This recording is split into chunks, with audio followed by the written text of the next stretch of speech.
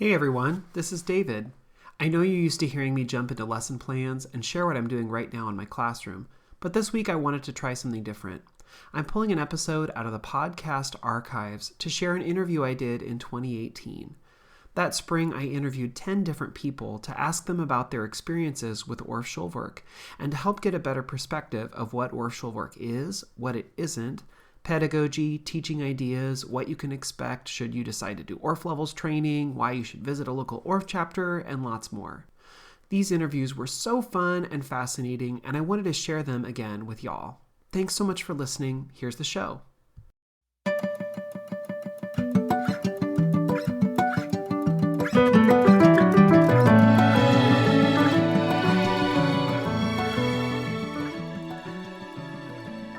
Hey everyone, welcome to episode 30 of Make Moments Matter, a music education podcast where I share lesson ideas, songs, games, and inspiring things for your elementary music classroom.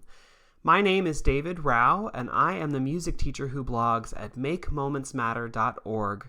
You can also find my ideas on Facebook, Pinterest, Instagram, Twitter, and a variety of other platforms when you search my name or Make Moments Matter. Normally on this podcast, I spend the episode sharing teaching tips, lesson ideas, tricks for classroom management, and a whole host of other topics. But for the next few weeks, I'll be doing something a little different. In these episodes, I'm taking some time away from the normal routine to conduct a series of interviews with music teachers from around the country. I want to take a little time to really think and talk about Orff Schulwerk, what it is, what it isn't, pedagogy, teaching ideas, what you can expect should you decide to join a local Orff chapter, and more. Maybe you've been to a workshop at a local Orff chapter or have seen a presenter at your state conference who has training in Orff Schulwerk. These sorts of experiences are fantastic, but don't always give you the full picture.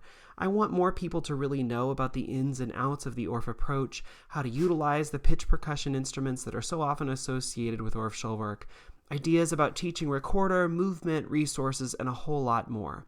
Throughout this series of conversations, I'll be talking with leaders in the world of Orff Schulwerk and people who have lived with this teaching approach. If you have missed the last few episodes, you'll definitely want to go back and hear the others in this series. So far, I've shared 7 interviews with Orff Schulwerk practitioners from around the country. In each of those conversations, we cover a variety of Orff Schulwerk related topics from recorder to pitch percussion, lesson scaffolding, movement, online resources, and a lot more. In this episode, I get a chance to talk with Lorelei Batisla-ong. Lorelei is a 14-year veteran of the elementary music classroom. She served on the American Orff Schulwerk Association National Board of Trustees as Region 3 representative and is the state director of the Texas affiliate of the National Association for Music Education. Along with presenting sessions and clinics at the local, state, and national level, she is currently working on a PhD in music and human learning at the University of Texas. In her spare time, she gigs around Austin, Texas, playing the bass ukulele in an all-girl folk band. Actually, in this conversation, we get to talk a little bit about ukulele and how Lorelei used the ukulele in her classroom, and I'm really excited to share that conversation with you in just a few minutes. Before I get to my interview with Lorelei, I wanted to talk a little about advocacy resources that you can find and put to use right now in your classroom. Being a teacher is a difficult thing right now in many parts of the country, and if you've been following the news, you probably know that there have been mass teacher walkouts recently in places like Oklahoma, Kentucky, Colorado, and many people feel that they have to constantly fight and advocate for the importance of their jobs. Not just music teachers, but all teachers. And I know that that is a specific problem, especially for people who teach the arts. The American Orff Schulwerk Association knows that advocacy is hard, and it takes a lot of effort. And so our organization has compiled pages and pages of great resources that you can use to advocate for your classroom. Let me take you through some of the amazing resources that I have found on the AOSA website. If you go to aosa.org, which is the national website, and you go to the top of the page under the tab that says resources, about the 4th thing down says advocacy tools. If you click on advocacy tools, it takes you to a page with a lot of links. And the first 2 things I want to highlight for you are some videos at the top, because we all know what an amazing effect videos can have all people, on students and adults alike. And these videos are really, really wonderful, very professional, but also relatable, and they definitely hook people right away. The first video is an introduction to Orff Schulwerk, and it shows kids playing instruments and singing and moving, gives you a really fun glimpse into the classroom. And the second video invites parents, administrators, and others to really watch and see what happens in an Orff Schulwerk class. And that's great in case, those parents or administrators don't get to spend a lot of time in your classroom. They can see this demo video and get a better glimpse into what an Orff Schulwerk class really is. Those two videos are free. They're available on YouTube, and the links are here on this website. But you could easily attach that to your teacher page on your school website, or share it on Twitter if you have a Twitter account for your school, or just even send around or play before a concert or something. They are for you to use in any way you see fit. I would encourage you to go and just watch the videos yourself and see if that's something that you would want to use to promote your program. Below the video links on this main page, the Advocacy Tools page, you're going to find 4 big sort of domains and areas that you can jump over to. There's one that says Promote Your Program, one says Boost Parent Support, another says Engage Decision Makers, and the last says Use Community Resources. If you go to Promote Your Program, this is a great way to, with lots and lots of insights and advice for how to make your personal program at your school even better, and to advocate for your personal program. It has some ideas about communication and sharing with parents and keeping communication lines open. There are some awesome articles that you could share with parents. There's a PowerPoint that's great for back to school that it's free to download. And there are just a lot of really great free things for you to take and use right away. There's another fun thing on the website that has a PDF and sample letter to give to administrators or parents to talk about why they should fund your trip to our national AOSA conference. There's some other resources to use as far as advocacy within your building and your school district, things that you can pull and use right away. And those resources are free. If you go to the tab that says Engage Decision Makers, this is really a set of resources to use as you talk with your state and local elected officials, because those people really are influential in how the arts get funded, not just at the district level, but the state and national level as well. And those are important people to talk to. As you can see with all of the teachers who have been striking around the country, those lawmakers have a very important role in what happens in our day-to-day lives. So there are some great links to share. There are some good articles and things that you can use for talking points should you want to go talk or call your elected officials.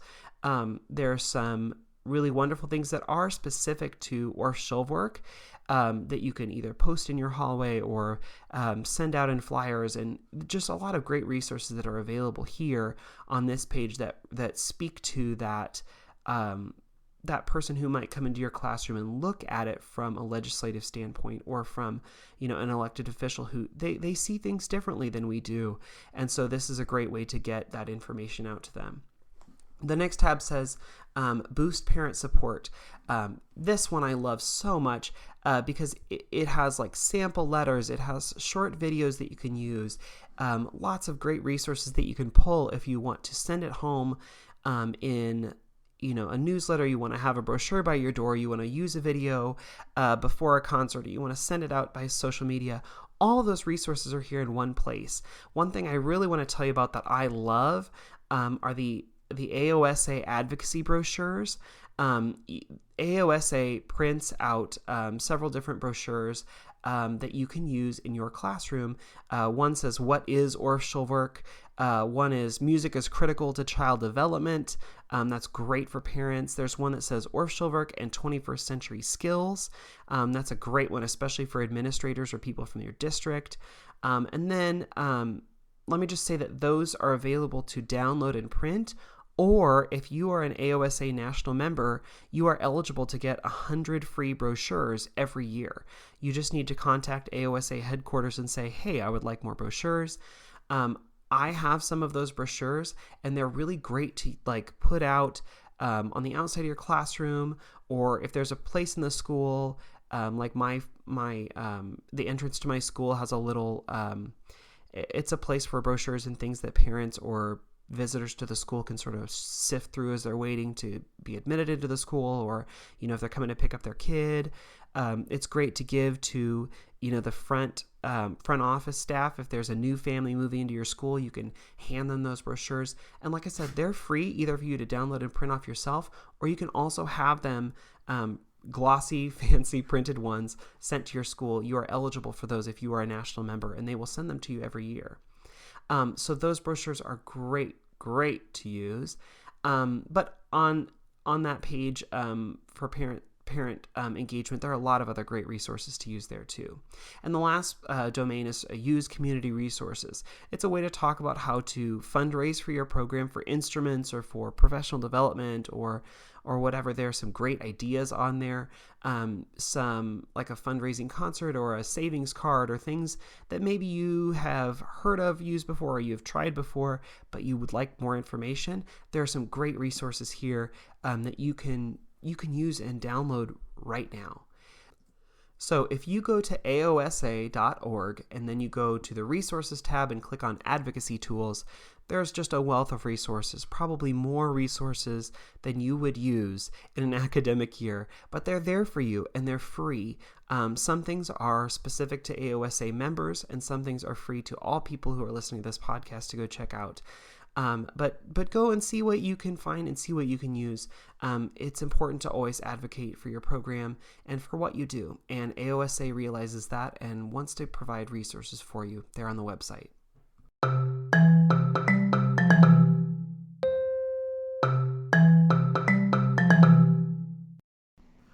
Lorelei Batisla-ong is a 14-year veteran of the elementary music classroom. She served on the American Orff Schulwerk Association National Board of Trustees as Region 3 representative and is the state director of the Texas affiliate of the National Association for Music Education. Along with presenting clinics at the local, state, and national level, Lorelei is currently working on a PhD in music and human learning at the University of Texas at Austin. Her research interests include what facilitates teacher and student musicality and creativity, encouraging inclusivity in the music classroom and the teaching profession, and generally wondering why everything is the way it is and how it could be better. Lorelei Batisla-ong, thank you so much for taking the time to talk with me today. Thank you. Thanks for having me. Well, before we get started, could you just tell people where do you teach, what grades or areas you teach, and something fun about where you live? Sure. Yeah. I'm actually kind of in an exciting part of my career, I guess you could say. I taught elementary music for 14 years. I was in Texas, in San Antonio and Austin. But for the last 2 years, I actually left the music classroom to go back to school myself. So I've been a PhD student at the University of Texas at Austin for the last 2 years in the music and human learning program there. When I was teaching elementary, first getting out of college, I think it's kind of the norm. You do your college training and it doesn't really prepare you for the actual application of teaching music class, teaching in the music classroom. So my first year was a very, very scattered, very lost, didn't have very much focus. But eventually I started getting involved in my local Orff chapter, the Central Texas Orff chapter in San Antonio, just going to workshops and kind of checking it out and getting to know other music teachers out there. I didn't feel so alone and so isolated, like the only person who understood what was going on or having the same experiences as myself. So that camaraderie really helped a lot in just making me feel comfortable. But then actually sitting in those workshops and realizing, oh, there's a purpose to this and there's a way that this could make me a better teacher for my students, got me interested in getting my levels training. So I did that levels training at Trinity University in San Antonio, and it just kind of snowballed from there. My love for this organization and the people in the organization, and just being able to be a better teacher for my students. And that kind of blossomed into wanting to continue my education and working on my doctorate and perhaps maybe even influencing future teachers in the same way, and hopefully inspiring them to get better at the craft of teaching. Yeah, I totally resonate with so much of what you said, because when you're talking about your first year teaching and feeling like it's not very focused, I feel like there are so many people out there who are nervous to say that. Like, you know, I have this college degree, I should know what I'm doing, but I think we all have that year or maybe a couple years of like, what next? It was a hot mess. It was That's a good description. It was, yeah, it was a hot mess, and it was, you're just trying to learn how to survive and do the mechanics of teaching, let alone do it artfully or beautifully or in a way to make it meaningful for your students. You know, so you have all these things that are compounded, and you get home and you're just exhausted. There's nothing you could, I mean, I remember falling asleep on my couch like 5 p.m. just exhausted, and waking up in the middle of the night not knowing if it was daytime or morning or what was going on. I mean, yeah, that first year it's so challenging, but I always say it's like, it feels like 3 years. I don't know if there's a magical thing about like 3 years, and you kind of like, okay, I think I sort of understand. And then you make these great leaps, and then you kind of plateau and you realize, oh, okay, I need to learn more. You know, it's like a stages in your career, and you learn that you can always get better. And you reach that, or you try to attain that level of what you're trying to get to. And then you realize, oh, I can get better. So it's interesting being able to like reflect back on what the teaching experience has been like. But those first years are, if you can get through them, if you can find the people and the support groups that you need to be able to express these feelings, I just think it's so important, and to understand that you're not alone in that feeling at all. It's refreshing and helpful, I think. Yeah. And I also love that you said you found the Central Texas Orff chapter, because I know that the statistics of teachers in the first 5 years who leave the profession are just staggering.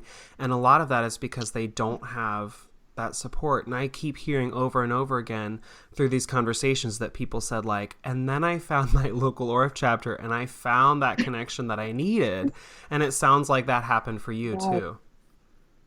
Oh, definitely. And I would be remiss to say that it was because I had such a great fine arts coordinator who understood and supported me and other teachers, not only just finding Orff, but, you know, whatever avenue they decided they kind of, or pedagogy or method that spoke to them. He supported that, and he understood that, and he encouraged us by paying for levels training, for paying for workshops. And so that only just made it more accessible for me to find those connections. So I was very lucky in that respect. And it would be wonderful if everybody found that kind of support with their administrators.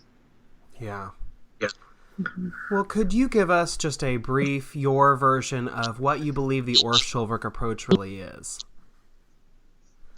Yeah, you know, it kind of evolves. Like I said, like it evolved and was meaningful for me, and had meaning for me in what particular stage of my career I was in. You know, at the very beginning, it was very much a method, and I was following things, and I was trying to, you know, you have to do the thing so that it becomes automatized before you can start philosophizing about the thing, you know, and hopefully the main ideas are there, but really if you're getting down to the nitty gritty and the application, you're just trying to figure out how to do it.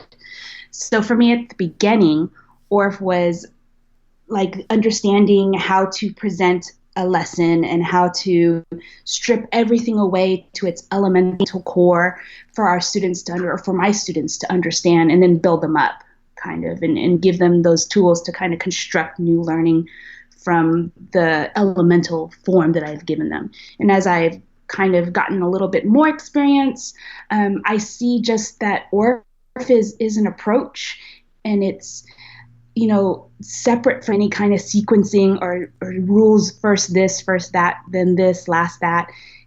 It's something that kind of permeates everything you do, and in the way you present those items to your students. You know, they explore and extend and let them create.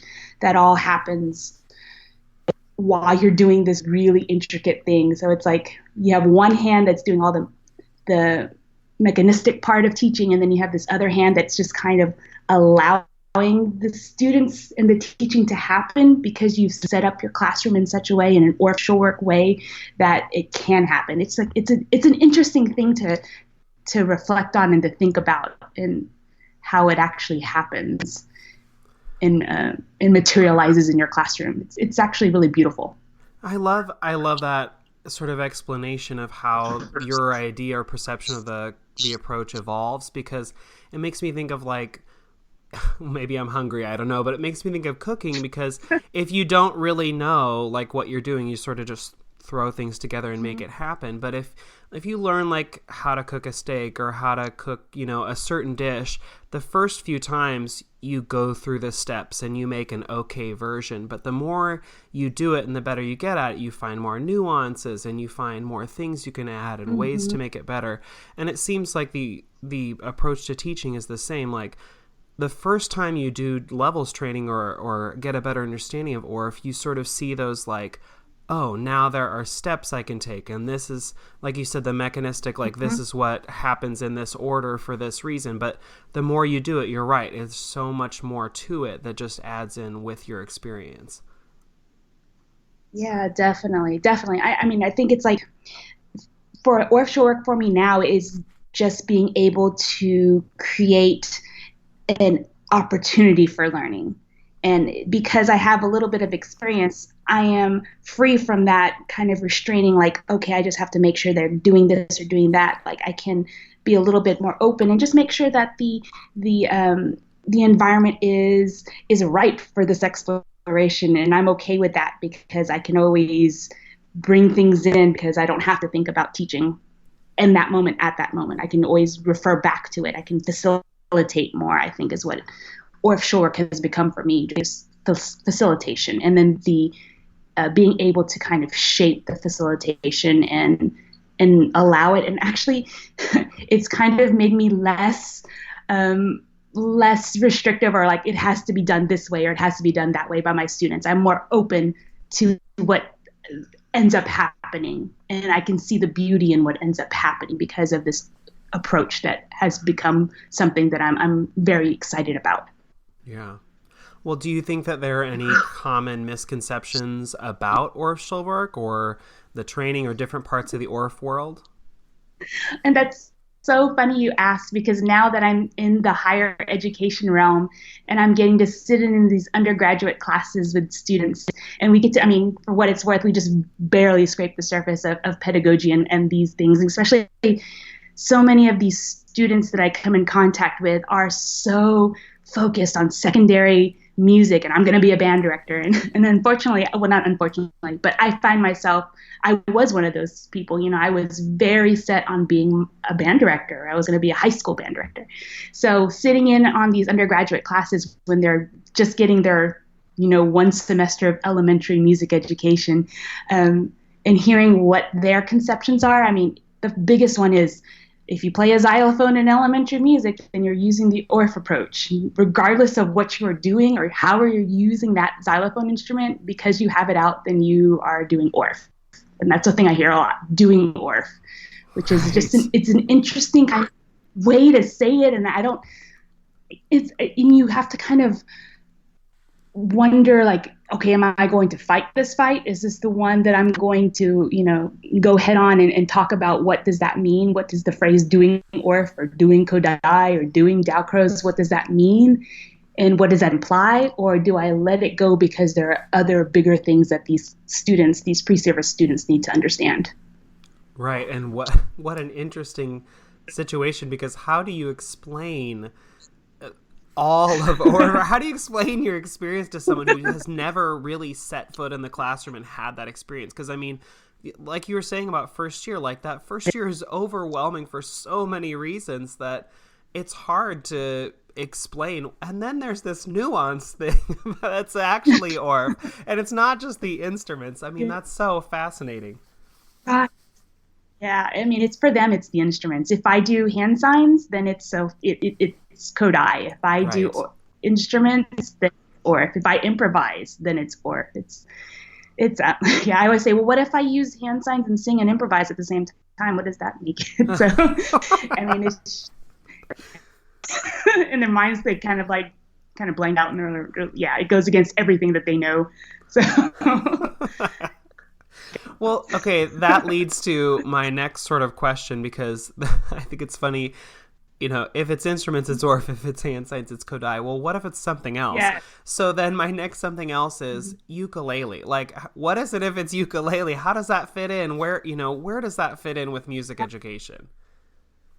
Oh, it's lovely if it's ukulele. Gosh, I love the ukulele in elementary music classroom. It's so exciting, and it's so new. And I feel a little odd talking about it because truly, I haven't really seen it out in workshops or in conferences just until recently, So it's I think still something that's emerging, and it's exciting. But I think if you truly adhere to the ideals of what Carl Orff and Keepman were talking about, Orff is what's meaningful to the children. And so by that reasoning, when instrument usage evolves, then the approach will evolve with it. So I just feel like since ukulele has experienced this resurgence, that it's just going to be another evolution of Orff, in the Orff approach. And I'm really interested in seeing how the ukulele can be utilized in the general music classroom in an elemental way. That's super exciting.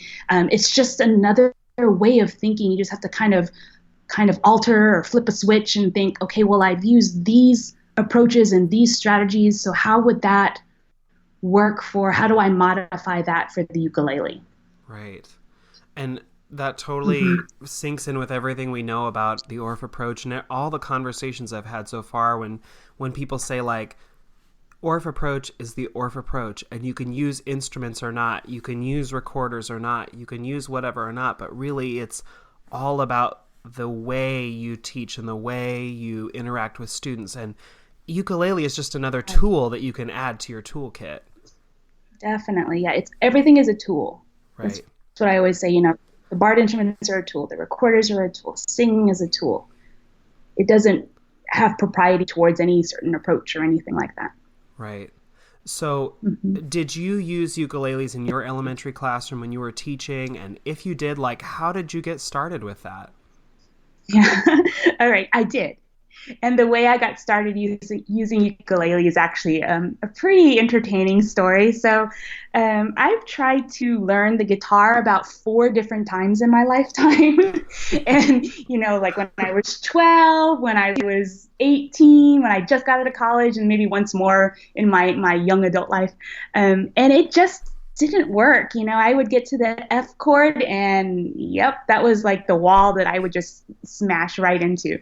And so I thought, as a joke, half as a joke, ukulele, it has less strings, it's smaller, it should be easier, right? So I picked it up as a joke, half a joke. And then I just really just loved playing it. The way it sounded when I was singing, and it was just accessible. It easily, I could make a sound off of that, on that instrument so easily and right off the bat. And it was pleasing. So I thought, well, I wonder what this would be like with my students. So I guess the last 5 years I was in the music classroom, I slowly started building up my ukulele collection. And at the end of it, I was kind of figuring out the best way to teach. And it's so funny because you teach the way you were taught, and so I reverted very quickly back to my early band methods books, and how things were like, this is a note, and then you play all kinds of reiterations on this note, and then here's another note, and so you play all kinds of things like that. And then I thought, this is so not engaging for the kids. I wonder what other ways I could present the ukulele. So I thought, well, how about elementally? So I started using the repertoire that we were using that they knew already. I was using pentatonic songs, and that was great because then I had just one chords, and they were instantly making music. And I think that's what's so important in anything you do, is that the kids instantly enjoy making music, even if the music is simple, even if it's a So Me song. but they're using that ukulele in there, and that's just a whole other level of efficacy. And like, I'm doing this, I'm a musician, and I think that's what speaks to the kids, and that's what's so exciting with the ukulele, is they can make that music so fast and so quick, and they're hooked. And so, yeah, I've just enjoyed being able to share that with elementary students. And now I'm also using the same kind of strategies, the same elemental strategies with my undergraduates. I mean, these are our biology majors and engineering majors and pre-med majors, and they're sitting there doing elemental music with me, so mi la songs on the ukulele, and they are eating it up. They love it. Okay, so you were talking about using the ukulele in an elemental way, and it's funny because the conversation that I had with Natasha Thurman about recorders was that in so many instances when elementary teachers go to teach recorder, they just revert back to the sort of beginning band method where you just, really drill in those first few notes, and they leave the elemental method behind. Mm-hmm. So what are some ways that you would use that elemental approach as you started with ukulele? Like, did you teach 3 or 4 chords and then integrate them? Or, I mean, how did you use them? Well, it's interesting because as I've been going through, good teaching is good teaching. And there was something that I just happened to stumble upon that was a kind of a universal teaching strategy.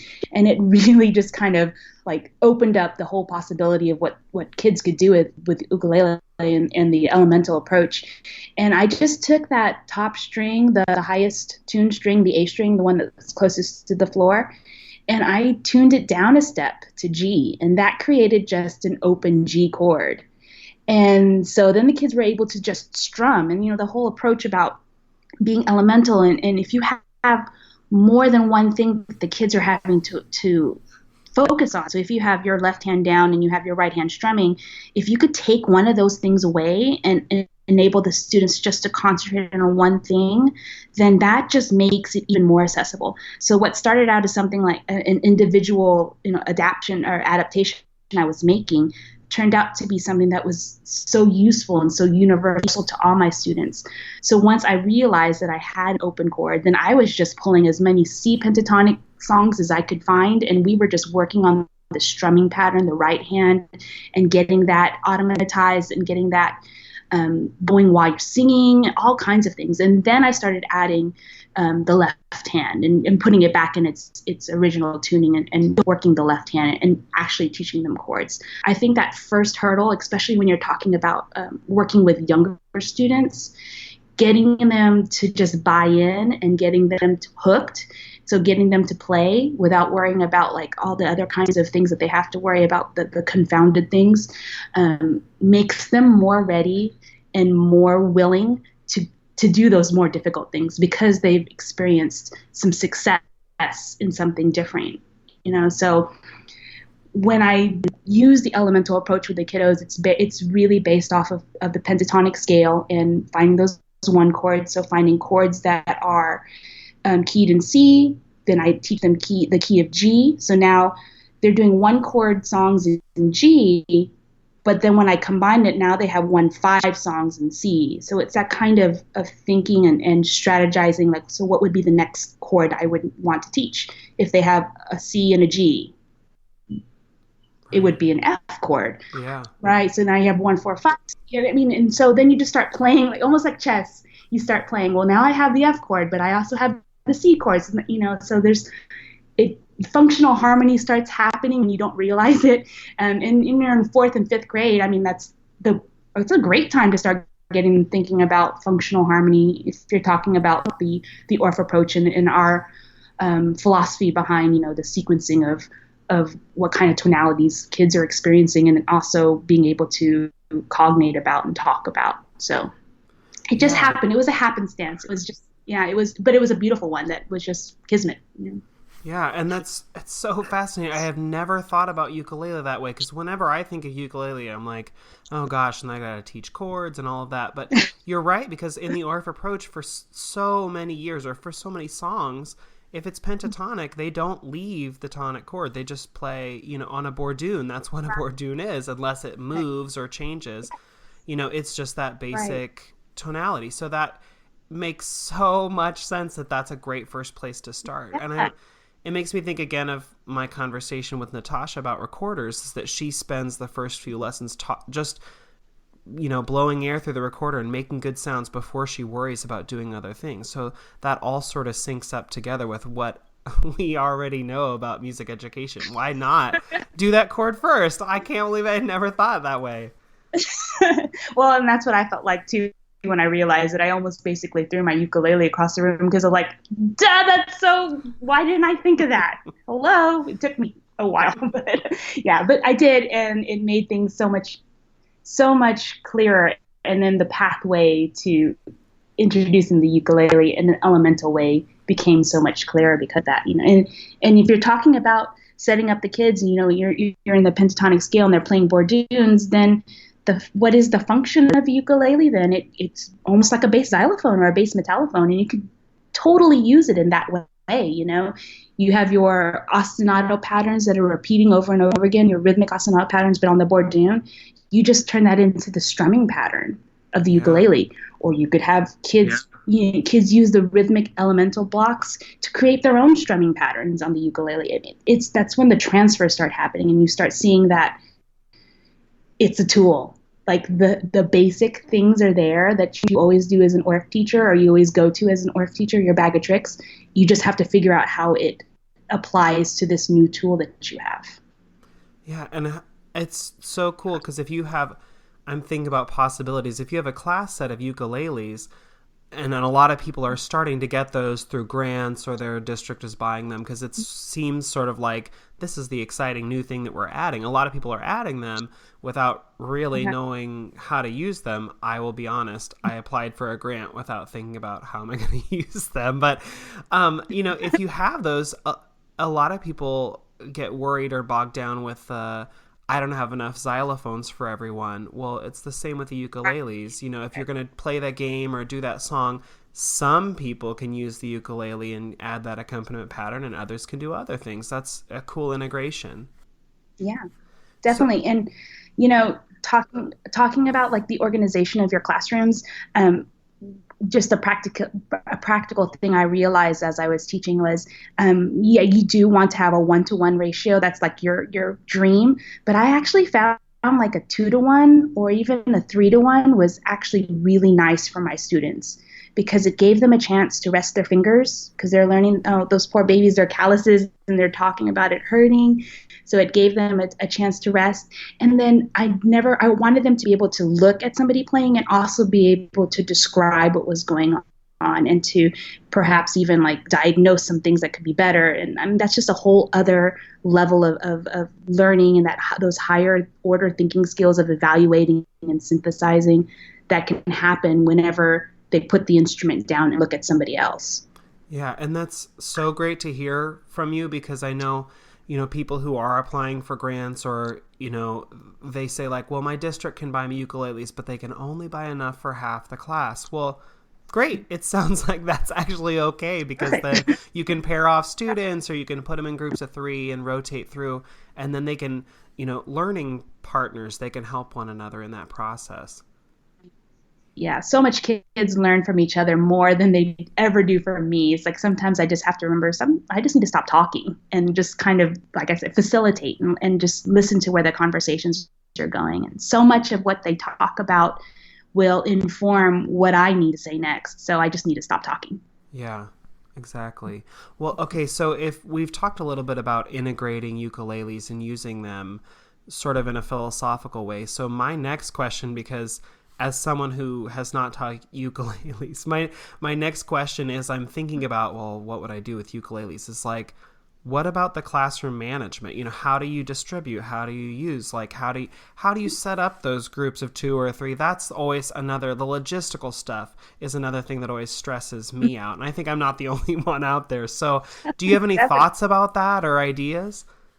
Sure. I mean, I'm happy to share what worked for me. And having said that, and making people understand that what works for me might not work for you. You have to consider what is your level of, what's the word I'm trying to think of? tolerance, I guess you could say, as far as organized chaos, and how nice and neat do things need to be for you to function. So for me, I'm actually pretty explicit with my expectations and how things work, and I am pretty controlling when it comes to the order of my classroom, especially when it comes to instrument playing. So you have to decide like how clear or how you have to decide how restrictive you're going to be, and then you have to be able to communicate that really well to your students. I think that's the main thing to remember, is just being very upfront and holding to those things that you say it's going to happen. So But for I think my that's good ukuleles, teaching. Like that's knowing your expectations and being able to communicate your expectations before you get to it. Otherwise, you will be a frustrated teacher. So even if you are someone who says like, I don't have lots of expectations, they can strum and play or whatever, you need to know that going in, otherwise you might be frustrated. I totally think what you're saying is like just good teacher practice. Yeah, you need to. So for me, the ukuleles were hung from the walls, and the very first time, I showed the students how to remove the instrument from the wall and how to place it back, and we practiced that whole procedure. And we practiced how to carry the instrument from the wall to their seat, so holding with both hands. I showed them I gave them rest position. And then playing position. So rest position was instrument in front of you, laying flat on the ground, hands not on it, and you're waiting and listening from one. Ready position was it in your lap, ready to go, and then playing position was it actually in the hold, right? So the hold.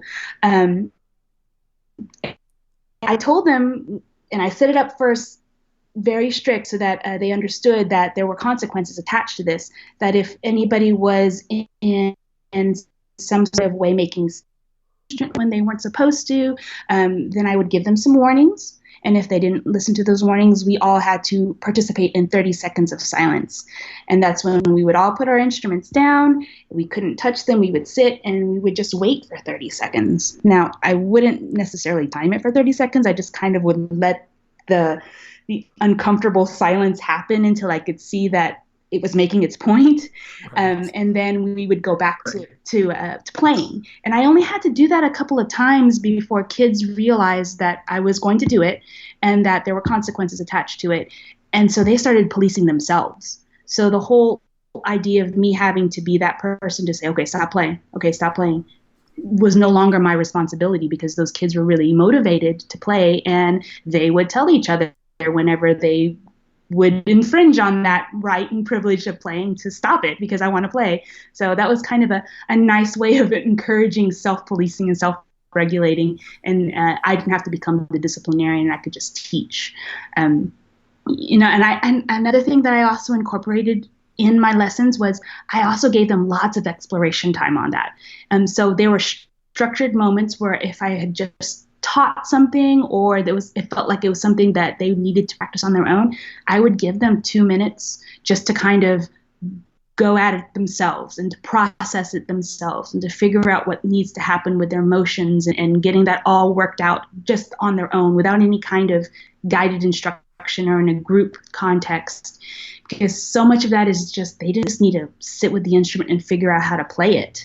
So if I had set them up with the expectations of how it's supposed to be played in the right way and the right sounds, I didn't have to worry about them making, not so great choices about how to play the instrument. They were actually figuring out how to play the instrument. And then I could be individualized in my feedback. And I think that's an important thing to be able to do for your kids too, to be able to tell them exactly what they're doing and what they need to work on, or that was great and keep that up individually, not just in a classroom context. And that's, again, just really good teaching. I mean, even if you're doing recorder or pitch percussion or whatever you're doing, giving them that time to explore gives them the chance to work out that natural, I just want to try this, because we all feel that, it gives them the chance to do that, but also to like feel the sensation of fingers on strings, or figure out how to switch a chord or move a finger on. And that's something that just does take some exploration. So I love that you said you give them that time and then you can go individually check in with kids who need it.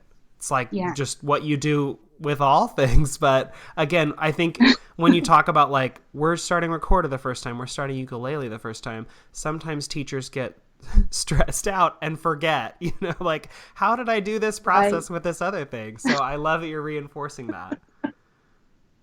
Yeah. I mean, isn't it the most, just kind of the most mean thing we could ever do is just give the student this wonderful shiny toy and tell them, don't play it. Right. Sit there and look at it first. Talk for 30 minutes about how to play it before you even touch the thing. So, right. And only play this one chord at this one time in this one part of the song and then put it all away. That's what we do. But yeah. So we have to give them some just meaningful musical experiences. Yeah. So I would just love to hear, how did your program grow at your school? Did kids take to it? Did they end up using ukulele at home? Like, what ended up happening? So I didn't have a great big grant to start off with. So I started off with like 1 to 4 as my ratio. And I slowly was able to get it to 2 to 1 or 1 to 2. And I mean, the kids just loved it. They did. They could spend the whole class period playing the ukulele, and they would be completely fine playing 1 or 2 chords, and just they ate it up. Now, the elementary school that I was at served a population that was 93% under the poverty line, and all my students were had free and reduced lunch, and we were functioning very low and high poverty, low on test scores. So the ability for their parents to get them the instruments to actually play on their own, where the kids might have liked that, didn't happen so often with my kiddos.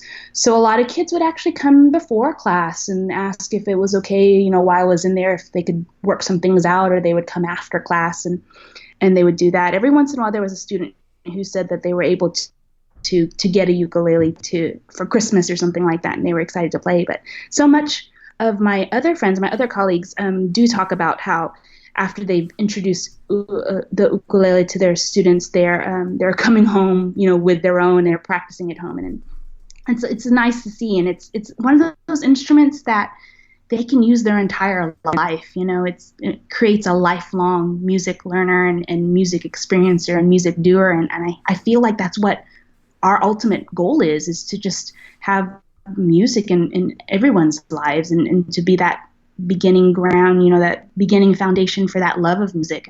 And what better way than with a ukulele that they could use when they're in college, or when they can use when they're an adult. Right. Mm-hmm.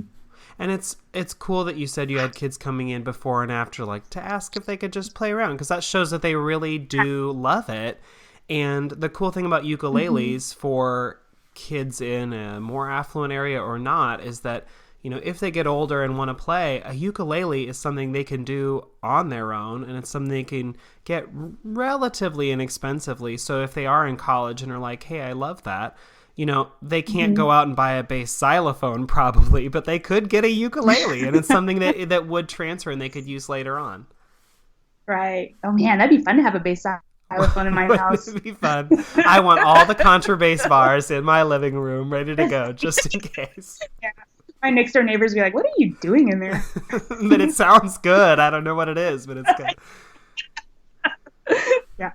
So you were talking about, you said something about kids we're totally fine using just 2 chords in a class. And it made me think, like, how would you structure those classes? Would you do like 2 or 3 songs per class, or did you, spend time working on the mechanics of playing and then implement it in a song, or rotate kids through? Like, how would you spend some of your class time when you're using the ukuleles? Sure, yeah. So, I would always come at it from the elemental point of view at first, so I would dip back into repertoire that they were doing as first graders or second graders, and bring that up to them in 4th and 5th grade. And that always lent a new kind of layer of sophistication to the song that they already knew. And I didn't have to also teach them that song. So it was just one less thing for them to do, use their prior knowledge in a new way. But then after I've gotten, they were able to acquire a little bit of a chord vocabulary.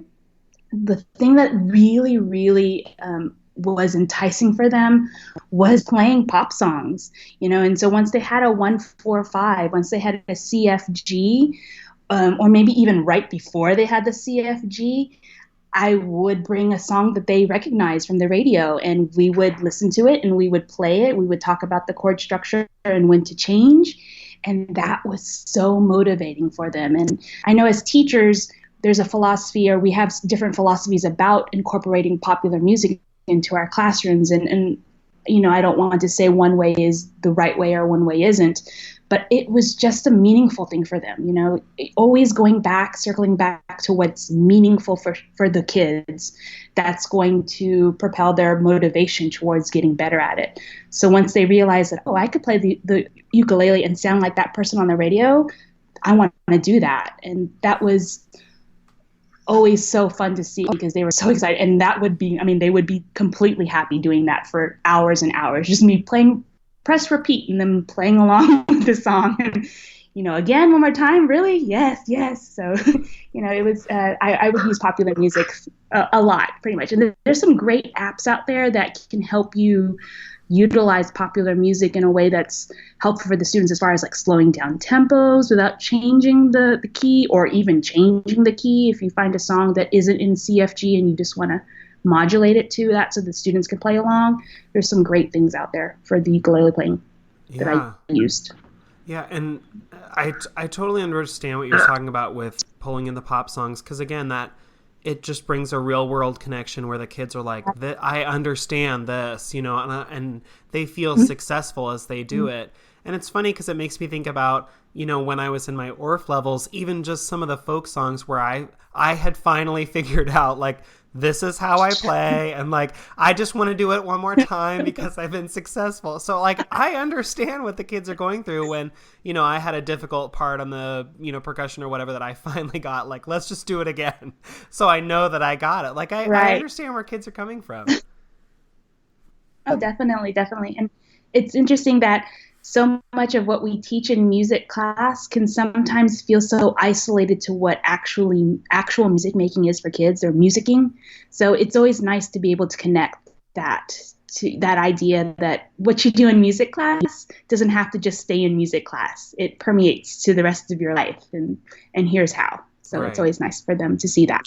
And it's so fun when you see those connections. Just a couple weeks ago, I taught like Little Sally Walker. It was a playground song, and I brought it into the classroom because they didn't know it, but I said, like, this was a playground song. And guess what? One of their teachers was like, what were they doing on the playground? They were singing and they were playing this game. Like, how cool that they make that real world connection. That is fun. I always kind of feel proud of myself when I hear what I've been teaching has happened on the playground. Right. Okay, well, do you have any ideas? You already mentioned that there are some apps and things that that can like slow down songs. Are there any of your favorite go-to ukulele resources that people who are new to ukulele might consider? Yeah, it is really such a new thing in the classroom that as far as tangible things out there, I really haven't explored too many of those. I know there's some great things out there as far as you becoming a better ukulele player, and that's always a good thing too. If you want to teach the ukulele, you need to have a basic grasp of how to play the instrument, and if you're having trouble, it's always nice to make notes of that, because if you're having trouble with it, chances are your students are having trouble with it too. So being able to break down the mechanics of what's going on for you. I did a subscription to this website called Ukulele Underground, and it wasn't something that I would use necessarily with my students, but it was definitely something for me to get better at playing the ukulele and to also understand its function outside of the music classroom, because we're playing this beautiful instrument, but we have to understand there's also cultural relevance to this instrument, and we want to make sure that we're always honoring that and talking about it and being able to talk intelligently about it with our students, so that we don't lose that, importance, because it is important to a culture and we need to respect that. With the apps and stuff that I've used with my students, I use this app called the Amazing Slow Downer. I know there's an Tune Pro that does the same thing. And that was that app that helped with modulating keys or slowing down tempos. And I mean, it's a $15 app, but I have used that thing so much. It has paid itself back. I don't know how many times. It's so useful. I'm trying to think of any books out there. Yeah, the ukulele is just so new. I think maybe in the next couple of years we'll start seeing a lot of books out there that we be able to use in the classroom in general music classroom setting. But as of right now, it's pretty slim pickings. Mostly lead sheets and those kind of chord. What are they called? I can't remember what they're called off the top of my head. Like the tab sheets, stuff like that. Yeah, tab sheets. Yeah, basically like this. So it's repertoire. So, I mean, but that's an exciting place to be because that means you, as the teacher, are going to dictate how you're going to teach that. And then you can really get into the nitty gritty of designing and implementing. And that's an exciting place to be, you know, if you're a music nerd like me. So, yeah. And it's interesting you were saying that because you're right. It is so new. It sometimes takes like, you know, the textbook publishers or people a couple years to realize the trend and then catch up. So I know that out there, you're right. As far as like institutionalized, like an elementary music curriculum, you can't really find a lot of those unless you're looking at like Teachers Pay Teachers or something that an individual has set up. But I know that, you know, people have been learning ukulele on their own or in group settings for a long time. So a Google search or, you know, if you search Pinterest, you can find a lot of things, like you said, that you could modify and use in the classroom, even if they weren't necessarily originally intended for that. Like you were talking about Ukulele Underground and how you could maybe pull things from that or inform yourself that then you can use with students in different forms. Yeah, definitely. Yeah. Okay, well, Lorelei, I have really, really enjoyed this conversation, and I think that a lot of other teachers out there will also really enjoy hearing about how you've, you know, started using ukulele and your thoughts about ukulele. Do you do like workshops or do you present at all about this process or other things? Yes, I actually have just started kind of getting out there. So I've made some rounds at different state MEAs, and I love to visit Orff chapter work. I do Orff chapter workshops as well. Yeah, so it's something that I feel like I am obliged to do because I've had so many opportunities earlier in my career to be supported by professional development. So I feel like this is just a great way for me to give back and to share some great ideas about how to get ukulele into the classroom. Well, if you could tell music teachers out there one reason that they should explore Orff Schulwerk, what would it be? Oh, one reason why. I mean, why not? You know, if you're looking to make the best environment or the best place for your students to learn, it's one of those things that it's just one of those things that just makes you a better teacher. You know, the philosophy and the ideas behind it and how it's implemented. It's just a good thing and it's a beautiful thing, and it's. I mean, if you get down to the nitty gritty, it's kind of what happens if you have a classroom that's engaging and interactive and explorative, you know. So getting more information about something can only make it better. Well, Lorelei Batisla-ong, it has been so great to have you on the podcast. Thank you so much for coming and talking with me today. Thank you so much, David. I really enjoyed it. Lorelei Batisla-ong is a 14-year veteran of the elementary music classroom. Along with presenting sessions and clinics at the local, state, and national level, she is currently working on a PhD in music and human learning at the University of Texas. In her spare time, she gigs around Austin playing the bass ukulele in an all-girl folk band. If you have follow-up questions, you can email Lorelei at ljbatisLaong@gmail.com. That's all for this episode of the podcast, but check back in the coming weeks for more conversations with Orff specialists from around the country. If you're interested in learning more about Orff Schulwerk, finding a local Orff chapter, or attending Orff teacher training, you can find all the information you need at aosa.org. My name is David Rao, and you have been listening to Make Moments Matter, a music education podcast.